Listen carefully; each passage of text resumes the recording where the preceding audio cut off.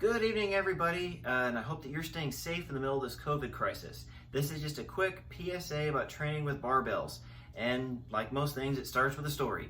About 6 or 7 years ago, while I was still a college student, I was squatting in the school gym and in between sets and just resting on a rack, not really looking at anything in particular, and I feel this wind brush right in front of my face, and while I'm trying to process what just happened because something passed right in front of my face, I turn to my left and I see this gentleman holding two 25-pound plates with this shocked, wide-eyed expression on his face, and I turn to my right and I see a 10-pound aluminum training bar that had crashed into some equipment and the window and some blinds there.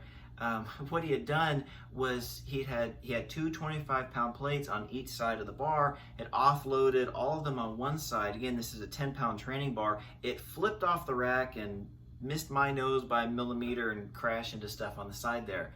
Ever since that day, there is a rule that I go by that has kept me from doing something similar. The rule is this: we always take one plate off a side at a time, alternating of course, and we never take more than one plate off a side at a time.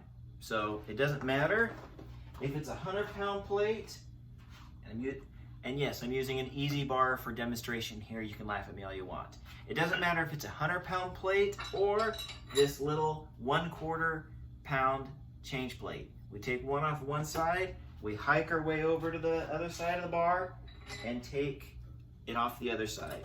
Alternate until the bar is offloaded, and oddly enough, a similar process works for loading the bar.